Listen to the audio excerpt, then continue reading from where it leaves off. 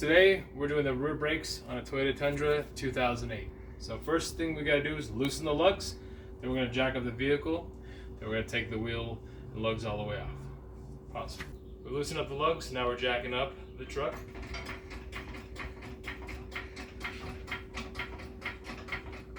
Pause it, Zach. Okay, we've jacked it up, now we're going to take these off. Come here.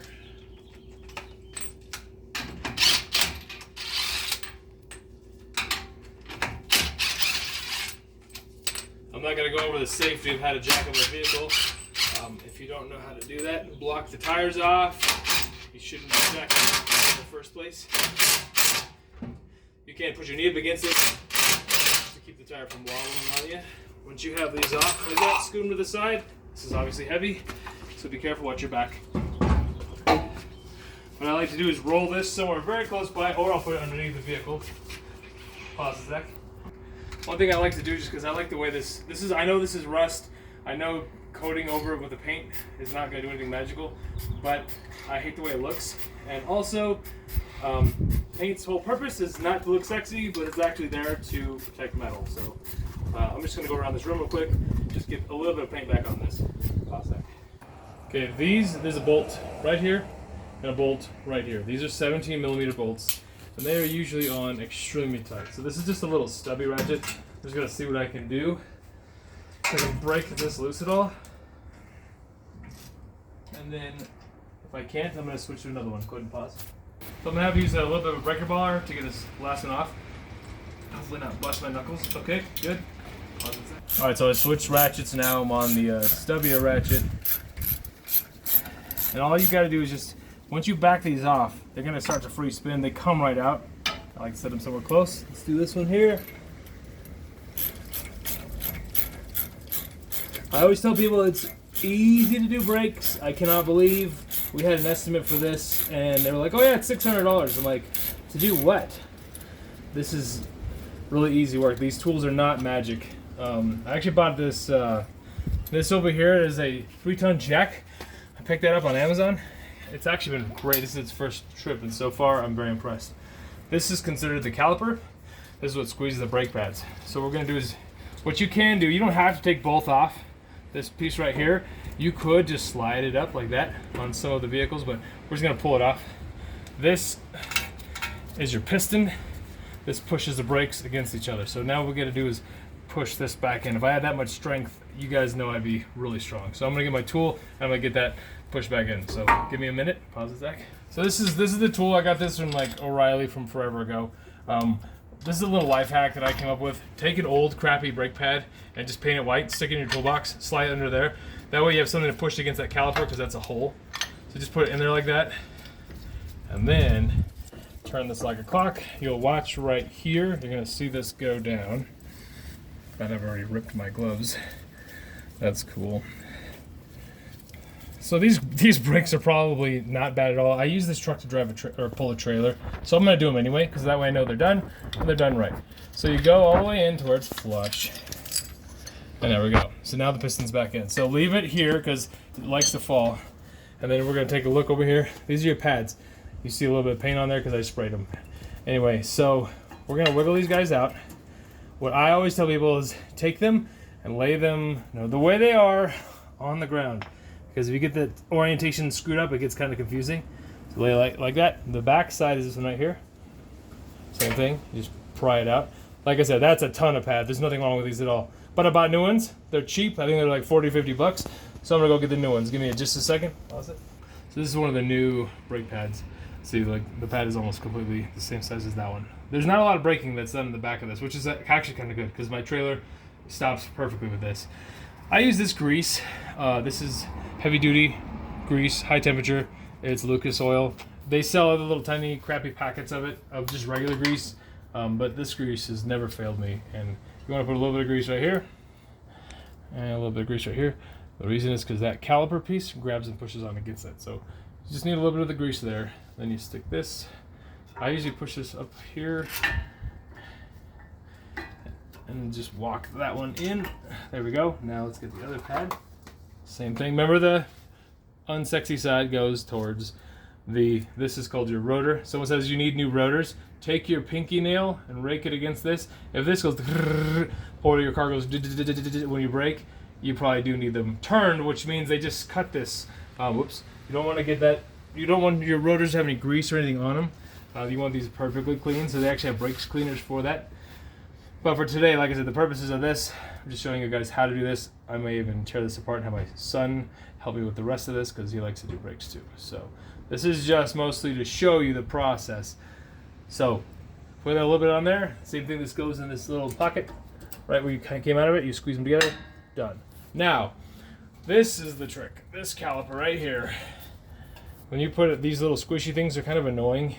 So line them up with these holes, and then kind of make sure they're sitting in there kind of flush on both sides. There you go. And the last piece, take our cool bolts, clean them off a little bit. You're supposed to temp grease this too. These are much better than my other ones on the other side. They were really gunky. I'm not sure what they put on there. See, there's a little bit of pink grease from last time. So, I'll put a little bit of grease on this. It's a little much. Just about like that. Stick that in here. And that hole. Now you have to shove and then turn, otherwise it'll just kind of keep spinning and spinning on you. I got another video of, speaking of which, I was looking at this hub right here. If you have never been able to get your tires off, you take them off and they won't come all the way off. Like you're taking the bolts out. I have a video on how to do that because aluminum and the steel, as they almost form like a little soft weld. So just know that there's a video on my channel to do that. And so now I'm going to put these back in. Take my little stubby one, get it to tightening, and then give it a little push. Let's see if I can get this started. You'll know it's starting because it won't come out. That one's not started yet. If you've gotten this far in the video, do me a favor. I'm actually trying to get this monetized again. I used to have monetization back in the day, and then they said you have to have 1,000 subscribers. So I do this just for fun. Really, this is not my main job. But if you can like and subscribe and all that cool stuff, I'd appreciate it. Give me to that 1,000 subscribers is kind of one of my goals. But if not, just watch, learn, and comment. I love when everybody posts another video. The more we help each other out, the better. Okay, there's a specific torque setting on this, and so you'd have to look it up to see what it is. I believe it's 28 pounds. But main thing is you want these tight, but not too tight. So make sure we're going the right way. So we're going to cinch this down a little bit. And then the other one.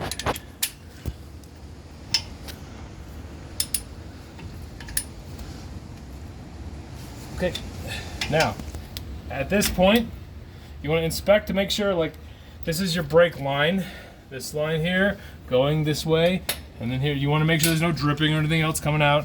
This all looks good, this is clean. So we're going to put the tire back on, and then we're going to go ahead and drive this down the road, make sure we're living. Okay, one thing I'll show you, this is a knee pad. I like to use this so I don't tear up my knees. You can also use this to get a little height, so we can get the tire lined up, because these suckers are not light. And a lot of people can hurt their back. So I'm going to fight with this for a minute. But I think, is this pad too high? I've never used this pad before, but unfortunately it's too high. So I could actually jack up the car a little bit if I could reach it. So pause it, Zach. So jack the truck up just like 1 or 2 pushes, and then I can line this up. Now, again, the whole idea is to not get hurt. So this is not the torque. The torque setting on this, I believe, is 95 foot-pounds on these lugs. Look it up and double check, because normal cars are something different, but I guess the heavier duty light trucks like this are a different weight. So, but like I said, it was because when I tried to get them off, I'm like, who put these on here? But they were on really tough. But I'm not using this to drive it all the way in. I just want to get them on. I usually do air, but today I don't have my air tools all up. So pause it, Zach. Okay, so I removed the pad real quick. I jacked it up a little bit more just to get this job done. Always be careful when you put these on. If you cross thread these, you're going to replace the lug nuts. So Just take your time. The whole idea I like to do brakes is because of safety. So I'm going to lower the vehicle down. They're on, but they're not all the way on. So I'm going to lower down a little bit.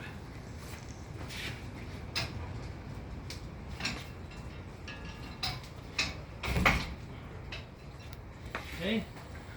Now, this goes on the torque wrench. This is a cheap Harbor Freight job, but it's gotten the job done. The only time I bought like a Craftsman or something nice was when I was doing a head gasket on my Civic. So that is not today, thank God.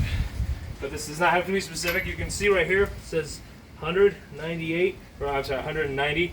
It's on the 0, so it's about 90 pounds. So you go until you hear it click.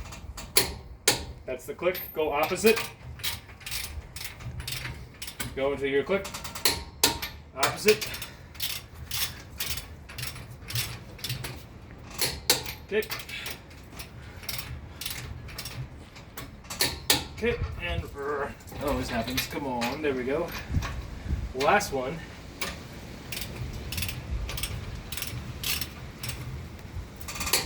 Okay, now go around again. Start with here.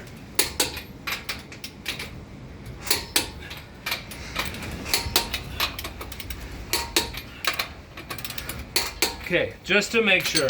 And we take our hubcap on, and we are done. So thanks everybody. Like I said, that is an easy job. Took us no time. So, I'd like to say thanks again, and good luck. Hit me if you have any questions.